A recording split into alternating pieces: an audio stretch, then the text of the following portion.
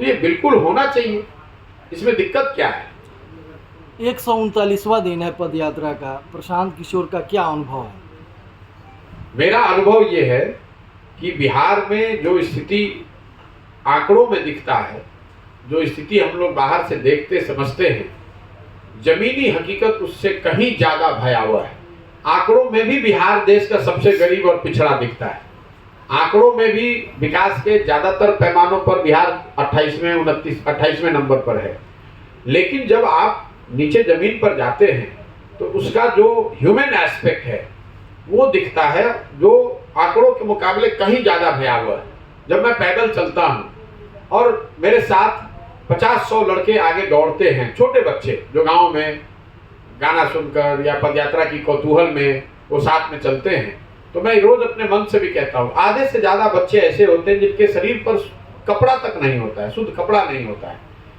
ज्यादातर बच्चे ऐसे हैं जो बिहार में हवाई चप्पल नहीं पहनते हैं। मतलब वो ये चीजें आपको आंकड़े में नहीं दिखेगी। आंकड़े में ये नहीं दिखता है कि कितने बच्चे ऐसे हैं जो हवाई चप्पल भी नहीं अफोर्ड कर सकते हैं। जो लड़के दौड़ते हैं, चलते हैं, बूढ़े हैं, महिलाएं हैं, आधे से ज्यादा लोगों के पैर में चप्पल तक नहीं है। जो बच्चे मिलते हैं, मेरे से बात करता हूं मैं पूछता हूं किस क्लास में पढ़ते हो, तो मेरा अनुमान होता है ये तीसरे का बच्चा है, चौथे का बच्चा है। वो बताता है कि 7वें में 8वें में पढ़ता हूँ। उसकी जो हाइट है, उसका जो कुपोषण है वो इतना ज्यादा है कि 7वें 8वें में पढ़ने वाला बच्चा आपको ऐसे दिखता है जो तीसरे चौथे क्लास में पढ़ता है। तो आंकड़ों में ये देखना कि कुपोषण कितना है, और जब आप उन बच्चों से मिलते हैं तो आपको दिखता है कि इसका कितना बड़ा ह्यूमन टोल है, कितनी जिंदगियां इससे तबाह हो रही हैं। आप बिहार में बच्चियों की हाइट देखिए, वो एकदम छोटी है, ये कुपोषण है। हम लोगों ने पंजाब में काम किया है, तमिलनाडु में काम किया है, जो बच्चियों की एवरेज हाइट है वो मुझे लगता है बिहार में 1.5, 2, 3 इंच से कम है। और वो सीधा दिखाता है कि उनको जब वो बढ़ रहे होते हैं, बच्चे से आप बड़े हो रहे होते हैं, आपको भरपेट भोजन ही नहीं मिला, आपको प्रोटीन मिला नहीं, आपके हड्डियों का ग्रोथ हुआ नहीं, आपके शरीर का पूरा विकास हुआ नहीं। ये बहुत बड़ी त्रासदी है, ये अनुभव है। आपने जो यह पदयात्रा निकाला है, कहीं विधानसभा चुनाव को लेकर मजबूती तो नहीं कर रहे हो ना? मेरे भाई, पदयात्रा निकाला उस दिन से कह रहे हैं कि ये दल बनाकर चुनाव लड़ने का अभियान नहीं है। ये समाज के जरिए एक नई व्यवस्था बनाने का प्रयास है, जिसमें दल बनना इनहेरेंट है। दल तो बनेगा, लेकिन सिर्फ दल बनाकर चुनाव लड़ना जीतना वो इसका उद्देश्य नहीं है। जब तक समाज में वो समझ नहीं हो, जब तक समाज से सही लोग मिलकर दल न बनाएं, जब तक उनके पास बिहार को सुधारने के लिए कोई सोची समझी योजना न हो, तो फिर वो दल बनाकर अगर आप चुनाव जीत भी जाएंगे तो भी आप बिहार के सुधार के लिए कुछ बहुत बेहतर नहीं कर पाएंगे। यही पूरी सोच है।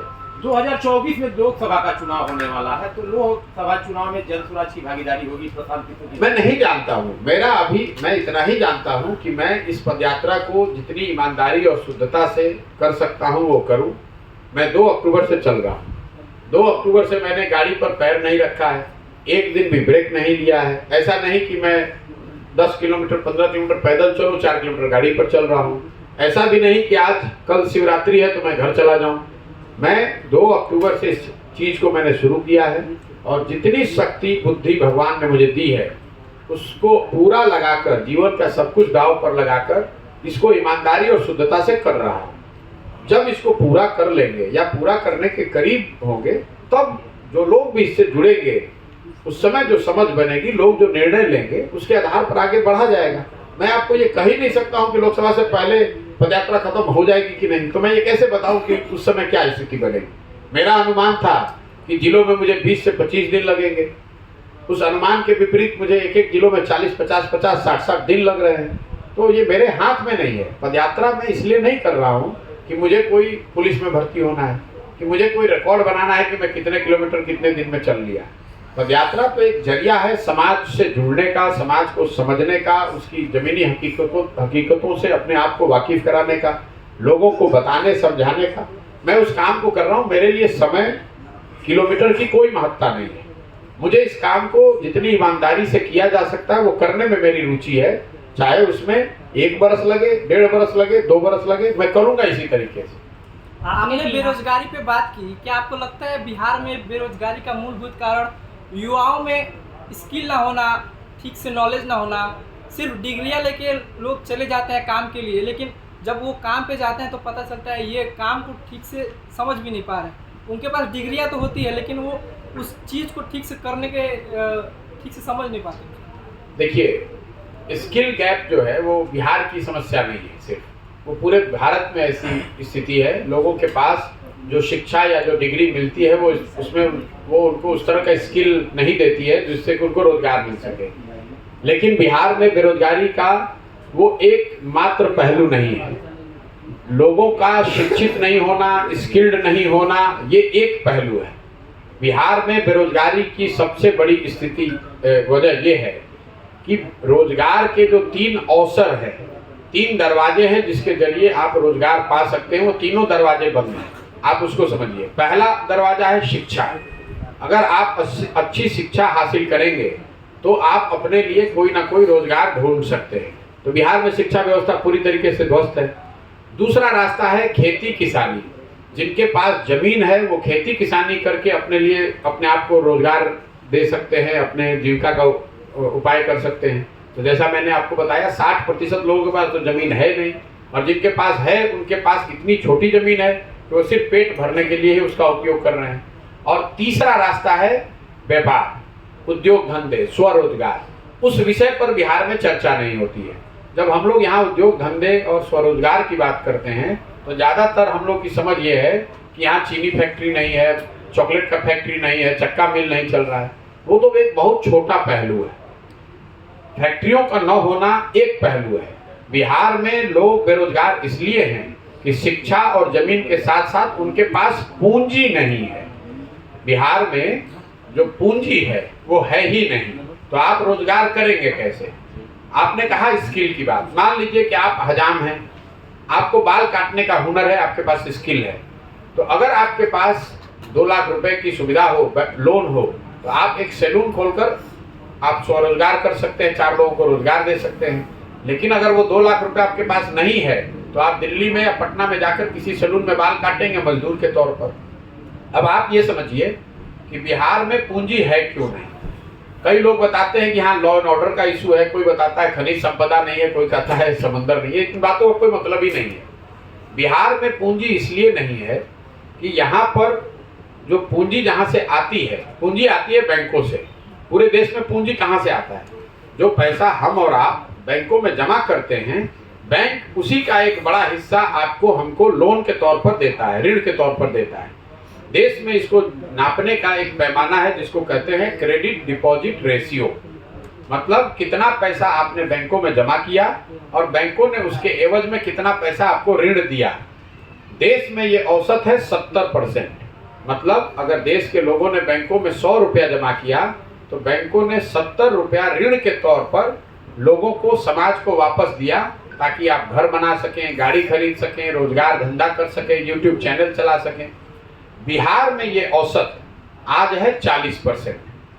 लालू जी के जमाने में ये गिर कर हो गया था 23.7% 2004-05 वित्तीय वर्ष में। ये आरबीआई का रिपोर्ट है, आपको कोई बताएगा नहीं। बिहार में इसकी कोई चर्चा करता नहीं है क्योंकि ज्यादातर लोगों को इसकी समझ नहीं है। अब वो लालू, जब 1990 में लालू जी मुख्यमंत्री बने तो क्रेडिट डिपॉजिट रेशियो था बिहार में 38.8%।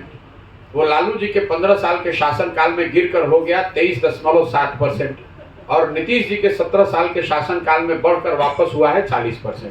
इसका खामियाजा क्या होता है आप उसको समझिए। पिछले साल बिहार में बिहार की गरीब जनता ने बैंकों में जमा किया 4,21,000 करोड़ रुपया। कुल पैसा हम लोगों ने जमा किया कितना? 4,21,000 करोड़ रुपया। तो क्रेडिट डिपॉजिट रेशियो जो 70% राष्ट्रीय औसत है, उसके हिसाब से बिहार में लोगों को स्वरोजगार के लिए, घर बनाने के लिए, गाड़ी खरीदने के लिए, उद्योग धंधों के लिए 2,80,000 करोड़ रुपया ऋण के तौर पर मिलना चाहिए था। लेकिन चूंकि क्रेडिट डिपॉजिट रेशियो है 40%, तो मिला कितना? 1,61,000 करोड़ रुपया। बाकी पैसा कहाँ गया? बाकी पैसा बैंकों ने उन राज्यों में ट्रांसफर कर दिए जहां पर उद्योग धंधे लग रहे हैं, जिसको आप और हम अग्रणी राज्य मानते हैं। कर्नाटक में, तमिलनाडु में, गुजरात में, महाराष्ट्र में, तेलंगाना में, आंध्र प्रदेश में क्रेडिट डिपॉजिट रेशियो 90 से ज़्यादा है। मतलब वहां के लोग अगर 100 रुपया बैंक में जमा कर रहे हैं तो लोगों को 90 रुपया ऋण के तौर पर मिल रहा है। अब इसका असर क्या हुआ है बिहार में, मैं आपको वो बता देता हूँ। आप पत्रकार हैं, कभी कोई नेता मिल जाए तो उससे पूछिएगा। 1990 से लेकर पिछले वित्तीय वर्ष तक 2021-22 तक बिहार से बैंकों ने 26,35,000 करोड़ रुपया 26,35,000 करोड़ रुपया बिहार के लोगों का बैंकों में जमा किया हुआ, इसको ट्रांसफर कर दिया दूसरे राज्यों में। तो मेरे भाई जब इतना, और पिछले 32 वर्ष में बिहार सरकार का बजट भी इतना नहीं है 26 लाख करोड़ रुपया। आप जरा अंदाजा लगाइए, ये 26 लाख करोड़ रुपया अगर बिहार के लोगों को ऋण के तौर पर मिलता तो कितने लोगों ने घर बनाया होता, कितने लोगों ने गाड़ियां खरीदी होती, कितने लोगों ने अपने कृषि को उन्नत बनाया होता, कितने लोग